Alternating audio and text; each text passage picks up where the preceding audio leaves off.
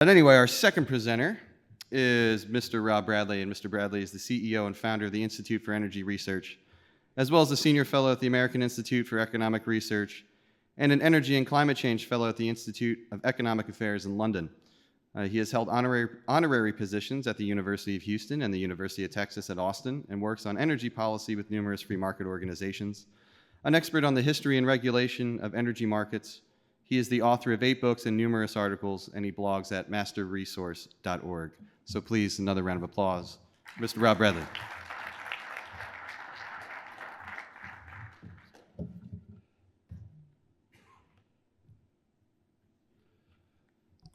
Well, thank you very much to the Heartland Institute for inviting me. Thanks to all of y'all for being here. It's a great turnout. There's a fairly high opportunity cost out there, but it's great to see such a full room. My challenge is to tell you something you don't already know. Sometimes I find out that I'm the master of the obvious, and I need to improve on that. But what I'd like to do is to look at the history of the electricity industry and its implications for today's policy debate. I think you'll find that the more you know about the history of the energy, the stronger our case is. And I'd like to begin with some fundamentals here on what is free market energy policy. What is a classical liberal energy policy? I think the basis is private property rights, well-defined, legally protected, and it's a shame that the number one issue around the world today is climate change when it should be something else, and that is privatization of the subsoil. Mineral rights to either the landowners or the first finder of mineral deposits, including oil and gas, under the surface. This would democratize wealth, get wealth to private individuals rather than the state, and it would you would have the proper incentives to develop oil and gas that you don't have in countries like England. Voluntary exchange, economics 101 here, scarcity pricing, profit loss accounting. This applies in energy emergencies too. This applies in wartime planning. It also applies during hurricanes, in special events where there's laws against so-called price gouging, and I think economists have done a good job explaining that. The rule of law, absolutely essential. In civil society, you don't hear much about that, but there's not only for-profit entrepreneurship, business, and there's not only government, but there's a third huge force, and that is civil society. And it's a shame today that so much of civil society is working against the free market rather than filling in the gaps and dealing with real energy issues. So the free market, it's competition, but it's also cooperation. And it's doing good things through civil society. And on the question of cooperation, I would say that U.S. antitrust law has done more to distort the oil, gas, and electricity industry in the U.S. history than any other single law. Now, that's a lecture in itself. What is the free market? Well, it's consumer sovereignty. Consumers get the best goods and services. Taxpayers kept out of it. Taxpayers neutral. Government is neutral. Let the best technologies win. And the other thing is it's really an entrepreneurial Disneyland, if you will. And I'm going to introduce you to 2 gentlemen back in the 1880s who on their own initiative, maybe you would call this civil society, but they proved the concept of solar and, as you'll see in a second, wind. Charles Fritz, with his own money, this wasn't a for-profit venture, he sort of proved that solar is incredibly inefficient. The energy efficiency of these panels was below 1%. But he proved the concept. Going to wind, Charles Brush, one of the great names of the early U.S. electricity industry, who founded or who first discovered and applied arc lighting a few years ahead of Thomas Edison. On his own initiative, with his own money, he wired up his mansion with batteries, and it was served by a wind mill, you see here. So, once again, proving the concept. Now, we always hear about natural monopoly. Here we are in the 1880s, and these lines are not only electricity, there's probably more telephone, telegraph, but it's pretty busy out there. And the idea of natural monopoly, it's a theory without a real-world counterpart that I can find in the gas and electricity industry, where you say, oh gosh, competition's over, we have one firm, and that one firm is exploiting consumers with gas or electricity. And I would say, well, look at franchise protection. But before public utility regulation, there never was a clean example of this, or at least one that that I'm familiar with, and I don't have time to read everything. William Stanley Jevons in 1865 wrote a book that was the founding of mineral and energy economics. He has insights about the intermittency of wind and all the negatives of each renewable that still apply today.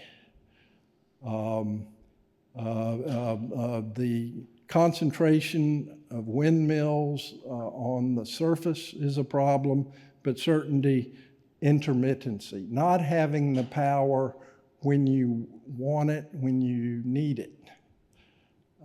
Same thing with water power, what we would call today hydroelectricity. It's great during a normal water year, but if you have a bad water year, in his words, the whole country is thrown, or your industry is thrown out of gear. Biomass too, looking at the land requirements. Geothermal, it's great where you have it, but it's not economic many places. So we're really back to energy density and William Stanley Jevons. Now here in the US, it's not a coincidence that in the freest country of the world, we had the most invention and the business applications that we did. Free market incentives, the idea of retained earnings, that you could keep all your money from a business. This allows gentlemen to experiment with wind power, solar power, as we saw. And the political interference of the industry, it started on the local level, and the problems there led to state level public utility regulation, and problems with state regulation led to federal. It's a cumulative regulatory process that's, of course, still going on today. And the result is we have a very politically wounded industry today. Samuel Insull, some of you might not know of Samuel Insull, but he was a John D. Rockefeller of electricity. He solved the very unique business model of electricity. He came over from England on a steamer, highly recommended, visited with Edison. The first night, they pulled an all-nighter. This 21-year-old wunderkind was able to arrange financing for Edison with his contacts back in England. And within a couple of months, Samuel Insull had power of attorney from Thomas Edison and built up, let me see if I can go back. How do I go back? Insull was the builder of the company that became General Electric. And this guy's in his 20s. Just amazing. And Edison and Insull, they really understood the economies of scale, going from the very small dynamos that were in the basement of an office building, going to jumbo generators where you have electric lines that serve city blocks. And when Insull left Edison to move to Chicago to take over a very chaotic, embryonic industry, one of the first things he did was to buy out all the inefficient generators, the dynamos, and replace them with the big units. Tremendous economies of scale, 3 megawatts to 5 megawatts to 20 to 30. And Insull was always pushing the General Electric engineers to make them bigger. And they said, we can't do it, we can't do it. And Insull said, well, I'll take the risk and do it. And they'd turn on these big machines, and Insull would be right there. And it was scary, according to some people. Insull was buying all his coal from Peabody, 2 generations of the Peabody family. Jack Peabody, the son, on the bottom right, and his father. And back then, it was all coal or it was white coal being hydroelectricity. So for economies of scale, you need to sell the stuff. You not only generate it. And the advertising campaigns, the so-called gospel of consumption, which to me would be fine to return to today for electricity, except for electric vehicles, just because they're uneconomic and government subsidized. But all the things they were doing, including making husbands feel bad about not getting the latest appliances for their wife so the wife would live longer. The Electric City in Chicago, just amazing how Insull took a luxury and turned it into a necessity for the masses. And there was a lot going on here. And one of the riddles, one of the paradoxes of electricity was whenever you had higher peak demand, if you add a generator, then you serve that peak demand, but guess what? You lose money. And Insull was traveling in England, and he found out that they used a meter. The lights were on at night, and the businesses were closed. And you go, how do you do this? And there was a meter, the right meter, that could measure peak consumption and not only total consumption, from which you get average consumption. So depending on peak demand, there's 2 prices. You pay a demand charge, a fixed charge, and then you have a volumetric rate. And this was a huge breakthrough in economic calculation, in accounting, that solved the problem. And what is really important here is that this was a solution for reliability, for firmness. And today, going to the centrally planned wholesale market that we have around the country with independent system organizations and regional system organizations, they're trying to figure out how to price reliability. And that's a central planning problem. This is the pricing issue should be with individual companies that are owning their own assets, where through legal contracts or otherwise, the obligation to serve is paramount. And we've lost the obligation to serve, more or less. We've gone to central planning where legislators and experts and regulators are trying to figure all this out for us. Insull and his generation did that. The other thing, Insull He started combining electricity, entering into contracts with neighboring utilities to provide backup power for each other where they didn't have to have a lot of backup power in each utility. Another economies of scale that reduce costs, reduce rates, make electricity affordable. And Insull was something else. He wrote about it, and I recommend an autobiography, Insull by Forrest McDonald, which is a great book. Insull also had batteries near the turn of the century. And Insull knew if people get stuck on elevators, it could be a real problem. So this is free market application of storage. All this stuff was figured out in an economic and applied in an economic way more than a century ago. So Insull came up with the whole concept of he figured out the business model for electricity, and it was always cut and try rates. He lowered rates like 18 times, and he didn't need public utility regulators to tell him, oh, you need to do this with your rates. He was always cutting them. But Insull led the way for public utility regulation of electricity.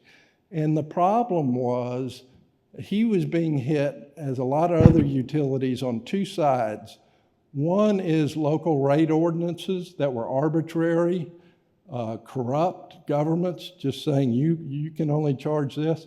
And on the other side, there was a threat of municipalization. So given these two threats, those were the main reasons why the industry turned to public utility regulation on a statewide basis, because they had constitutional protection for rate base, returns on rate base, and cost recovery. I'm running behind. Should I continue? Okay. Major federal laws, and these are laws that we have to repeal to get to a free market in electricity. Certainly the Federal Power Act of 1935, regulating the wholesale market, electricity transported over interstate lines. The Public Utility Holding Company Act of 1935.